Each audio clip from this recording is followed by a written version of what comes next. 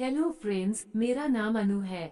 मैं जयपुर से हूँ। मेरी फैमिली में मामी पापा और एक छोटा भाई अंकित है। मेरी उम्र 20 साल है। मैं बीए के दूसरे साल में हूँ। मेरा रंग एकदम गोरा है।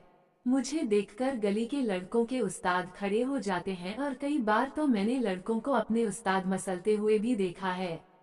मेरे पापा बिजनेसमैन हैं और वो अपने काम के चलते ज्यादातर बाहर ही रहते हैं। मेरी माँ एक सरकारी अध्यापिका हैं और बच्चों को ट्यूशन पढ़ाती हैं। उन्हें अपने स्कूल के काम से ज्यादातर बाहर जाना पड़ता रहता था।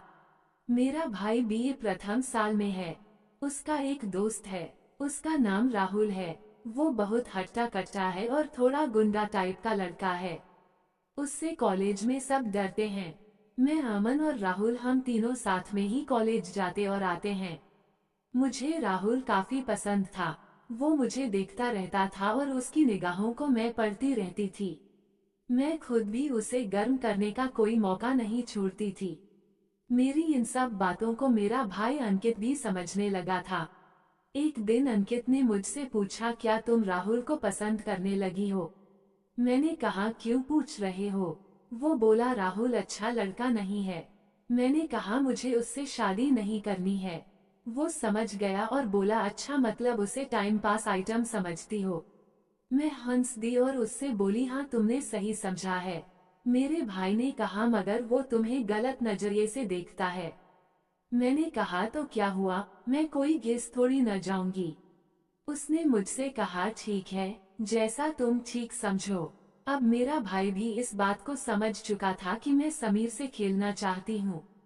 हम दोनों के बीच उस तरह का खुलासा होना मेरे लिए एक अच्छी बात थी। एक दिन मेरे कॉलेज में प्रोग्राम था तो उस दिन मैं मिनी स्कर्ट पहनकर कॉलेज गई थी। मेरा स्कर्ट काफी ऊंचा था और टॉप खुले गले का था।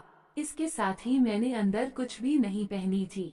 मैं कॉलेज गई और उधर सारा प्रोग्राम बढ़िया तरह से हो गया। फिर मैं कॉलेज से लौटने लगी। वहाँ पर अंकित और राहुल मेरा ही इंतजार कर रहे थे। राहुल मुझे देखकर मेरे भाई से बोला, अरे वाह, तेरी बहन तो इस ड्रेस में मस्त माल लग रही है। मेरा तो मन कर रहा है कि इसे यहीं पटक कर डालूं। चूंकि मेरा भाई राहुल से डरता था और उसे मेरी कामना के बारे में पता भी था, इसलिए वो राहुल से कुछ नहीं बोला। मैंने राहुल के मुंह से ये बात सुन ली थी। मैं उसे देखकर थोड़ा सा मुस्कुरा दी। राहुल भी मुझे मुस्कुराते हुए देखकर बोला, क्या हुआ अनु, तू क्यों मुस्कुरा रही है? मैंने कहा, मैंने तेरी बात सुनी तो है मगर मैं ढंग से नहीं सुन पाई हूँ। वो बोला, चल रहने दे, सुनकर क्या करेगी, सीधे देख ही लेना। मैंने ड्रामा करते हुए पूछा, क्या दिखाएगा? वो आंख दबाकर बोला, परफॉर्मेंस। मैंने कहा, तेरी कौन सी परफॉर्मेंस होनी बाकी है? वो बोला, 61-62 वाली परफॉर्मेंस। मैं समझ तो गई थी कि साला मुझे कौन सी परफॉर्मेंस की बात कह रहा है, मगर मैं बनती हुई बोली, ये कौन सी परफॉर्मेंस हुई? मेरा भाई भी समझ गया था। वो बात खत्म करने की नजर से बोला, चलो यार घर चलते हैं, ये सब बातें बाद में कर लेना। फिर हम तीनों घर की तरफ चल दिए। थोड़ी देर में बारिश शुरू हो गई और हम सब भीगने लगे।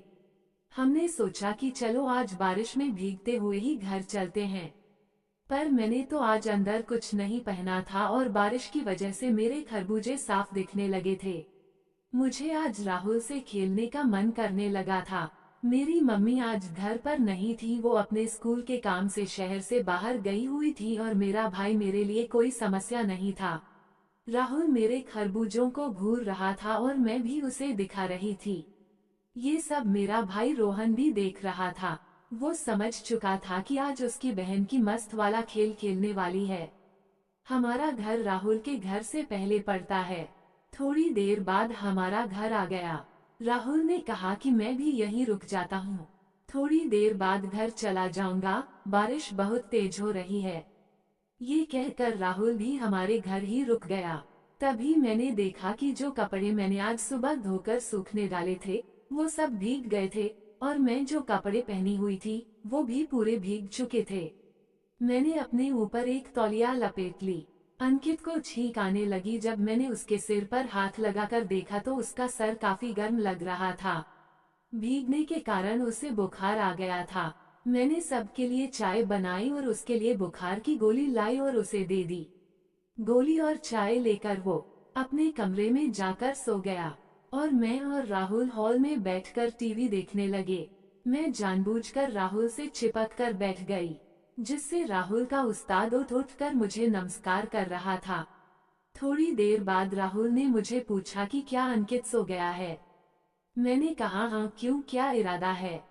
उसने अपने उस्ताद की ओर इशारा करते हुए कहा, समझ जाओ। मैंने भी कह दिया, चल फिर मेरे कमरे में।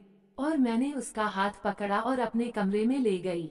और फिर राहुल के उस्ताद ने 2 घंटे जमकर मेरे साथ मस्त वाला खेल खेला। और फिर बारिश रुक गई और राहुल चला गया। इसके बाद जब भी मौका मिलता, जब मैं राहुल के साथ मस्त वाला खेल खेल लेती। अगर आपको मेरी कहानी पसंद आई हो तो वीडियो लाइक जरूर करें और चैनल को सब्सक्राइब जरूर करें।